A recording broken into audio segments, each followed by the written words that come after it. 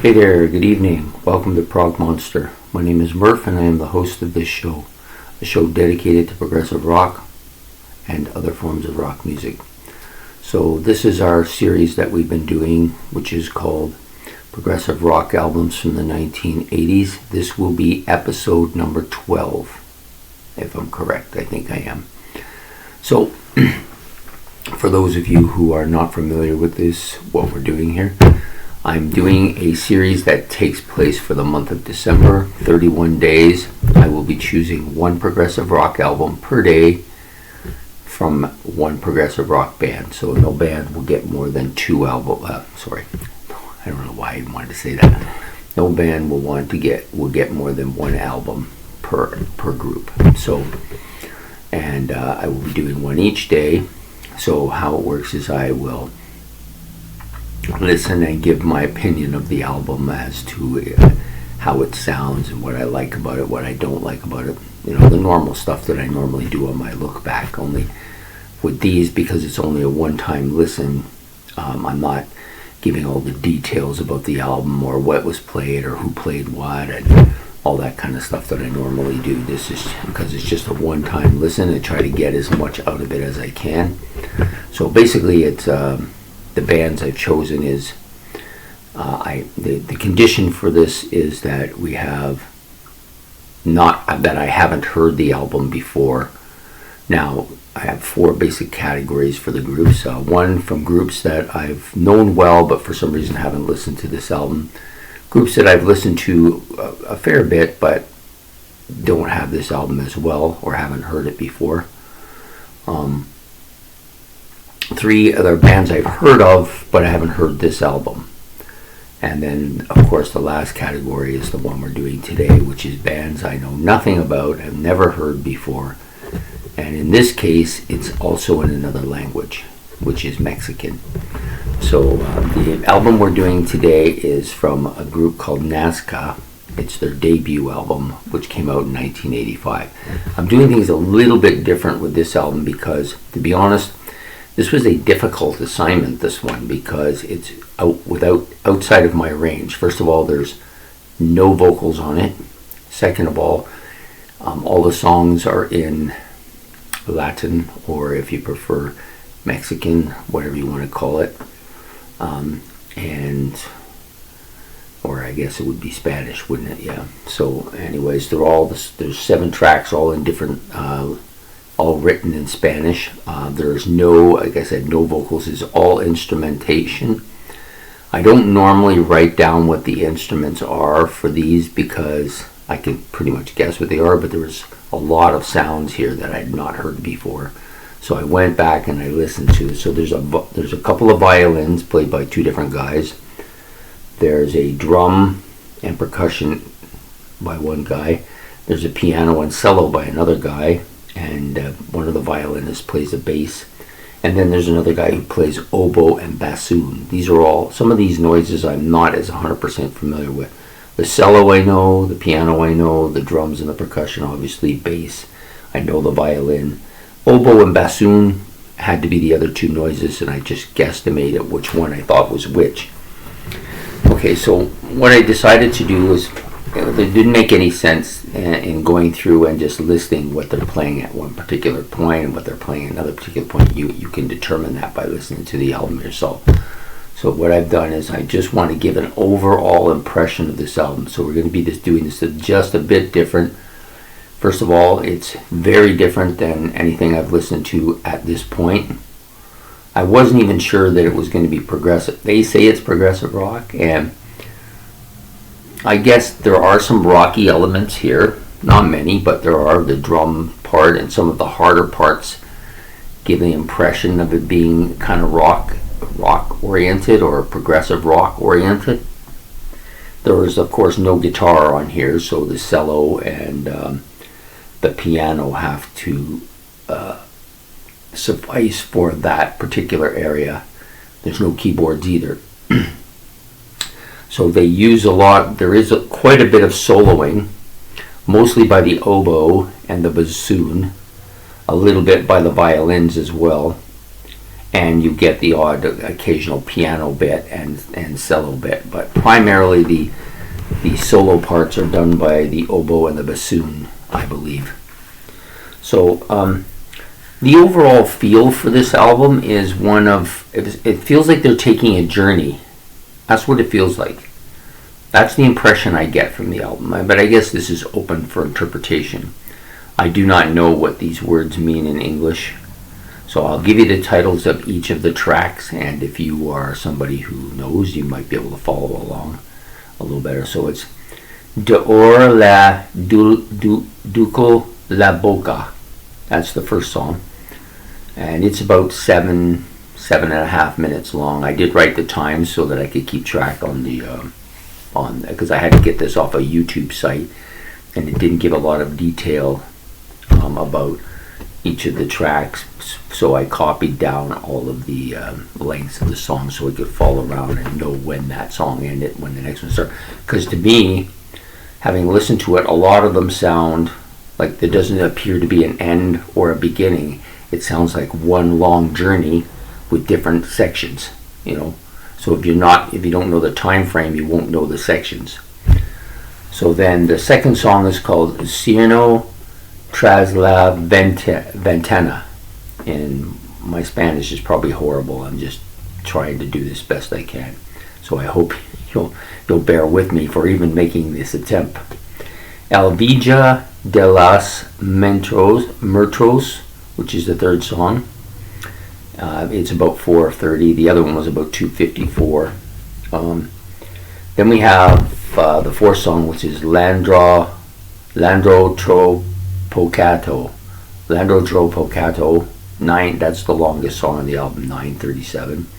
Then you have La Rebelión de los Caldanos, and then the next, that's about 6:14. Then we have the sixth track, which is Pagrosos del Dimcris, 2:09, and then the last song is just called Nazca, which is 4:40.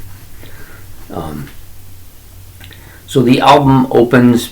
What it is it's a series of parts that connect to make the song. So you got maybe in this particular case with the first song, for example, you have a kind of blocks, maybe an oboe sound opening with, then it turns to a silence, and then it jumps into a really good instrumentation that goes on for a bit of time, and then it ends, or it goes into another almost heavier part where it's a cello, a bass, sounds like an oboe in there as well, playing fairly heavy, and then it ends with a kind of a heavy part at the end.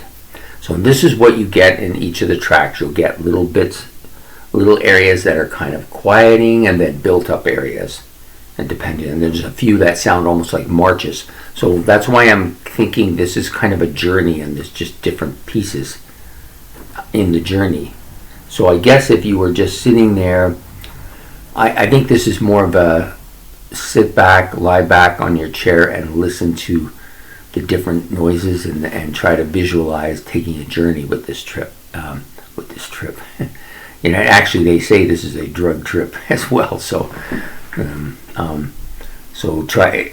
that's what I tried to do. Once I started realizing that doing it the standard way, which was break down the song and what parts you're getting, wasn't going to fly too well here, I decided that I would try to give more of an impression of the album. I think the instrumentation was pretty good. The oboe player is quite good. The guy who does the oboe and the bassoon, he knows how to get the most out of his instrumentation, especially the oboe. He knows how to use it as a lead instrument. He also knows how to be a dominant part and also to play in the background a bit, and he does that a lot on all the tracks. His bassoon, sometimes I thought it was a little bit overbearing, where it would there'd be some instrumentation going on, like with the piano and the violins and maybe the drums and that, playing a bit that was sounded like you were marching somewhere, and then this bassoon would come over top and just dominate it. A couple of tracks like that, very dominating. I think the piano player is pretty decent as well. I think he also plays the cello. So when he's not playing the piano, he's playing the cello, and there's a lot of breakup with those two instrumentation. The drum guy, he's primarily a drummer, but there's not a lot of drums on this album.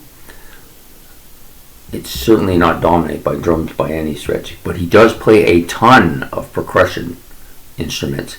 I hear chimes, I hear blocks, I hear small blocks, I hear little bits of key type drums. I'm not sure what they are. There's lots of different stuff he plays, so he's kind of the guy that gives the atmosphere to the whole album, I think. And then you have your violin players. Oh, actually, one guy actually plays the violin, the other guy plays the viola.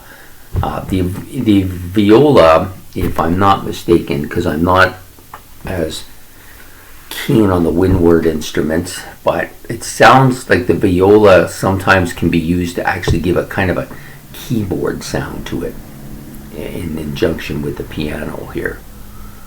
So at any rate, there's some really interesting kind of mixes of stuff here that, and I can see why they think it's progressive in nature, because it builds. It's telling a story, and it builds, like certain areas will be like kind of quiety, and then it builds up, and then it'll stop, and then it'll start to build up again. And it does that on several tracks. So I was going to give it up right at the beginning, just because I thought, I don't think this is beyond the scope of what I can handle. But I thought, what, I'll just play it out and see how it goes. And I actually didn't mind it. It was a little bit enjoyable towards the end, because I was starting to piece this together. Now, I may be completely wrong with this thing, and if I am, I'm sure somebody will tell me, but that's just my overall impression of what this thing was going on. Apparently, I did do a little bit of reading, so I don't normally do this with the album, but because of the complexity of it and the differentness of it, and because it was in a different language, I thought it would be important for me to kind of get a feel for what they were trying to achieve here. So this album came out in 1985. Wasn't really very well received by the Mexican population in general. It probably came out too late. If it had come out more in the 70s, it might have been more accepted. But because it came out in the 80s, by that time they were right into the pop and mainstream stuff, and people would just leave the concerts when these guys were playing and just thought they're just too busy, or they're too much about themselves, and they're not paying attention to us and what we want and that kind of stuff. So yeah, it's too bad. Pretty interesting album. They do have two CDs. This one and another one they released in 1986, and they have an excellent live album as well, apparently. But of course, there's no vocals, and I find it difficult to listen to music in a normal fashion without vocals, and especially when they're not playing a lot of rock instruments here, as I call them. And there seems to be a lot of different stuff going on that I'm not used to, and of course the titles are harder to follow because they're not in English. So all these factors made it a bit of a difficult thing, but it ended up being somewhat enjoyable. So I'm including it here in my my series because it does have some progressive elements in it, and I wanted to give some other languages a chance here to show that progressive rock just isn't an English thing. In fact, for most of you, you already know that there's a lot of countries that have progressive stuff that has no English in it at all, and it's a chance to listen to something different. And so anyways, I enjoyed it. I think it was it's about 38 minutes or so long, so not a bad listen. I don't know if I would go out and get it. I don't know if I'm quite that advanced yet, but maybe I'll get there a little more as I go along. So anyways, I hope you would have enjoyed this video. Please like and subscribe, and we'll be back on another day with another album from progressive rock albums from the 1980s. So you take care, and we'll see you tomorrow. Bye.